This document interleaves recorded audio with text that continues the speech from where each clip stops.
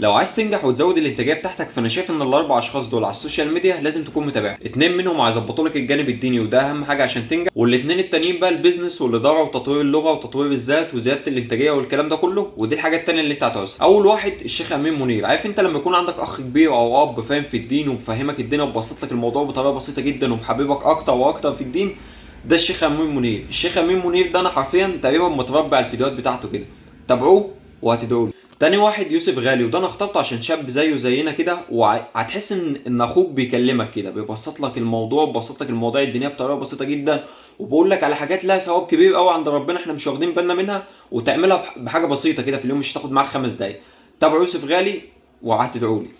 تالت شخص معانا الباشمهندس احمد ابو زيد، قناه دروس اونلاين على كل مواقع التواصل الاجتماعي. اقسم بالله الراجل ده موسوعه حرفيا ربنا كرمنا بيها كده، ان هي موجوده عندنا في مصر وان احنا اتعرفنا عليها من واحنا في سن صغير.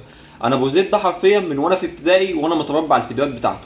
الراجل ده تطوير ذات هتلاقي، زياده انتاجيه هتلاقي، تطوير لغه هتلاقي، تطور الانجليزي بتاعك هتلاقي. ابو زيد ده موسوعه، انا مش عايز احرق لكم اكتر من كده.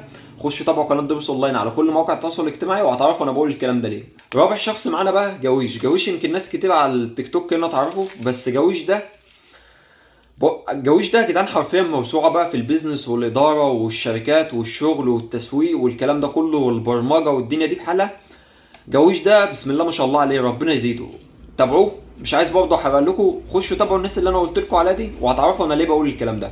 وطبعا في ناس كتير قوي على السوشيال ميديا بتقدم محتوى مفيد، بس دول اللي انا حاسس ان هم الشباب هياخدوا المعلومه منهم بسلاسه وبطريقه سريعه. ولو اي حد فيكم متابع شخصيه كويسه بتقدم محتوى كويس على السوشيال ميديا، يكتب بس في كومنت بسيط كده هو الشخص ده بيقدم ايه ويكتب اسمه، والناس تخش تتابعه. الناس دي لازم تتابعوها، هتفرق معاكم في حياتكم 180 درجه. وبالتوفيق ليكم.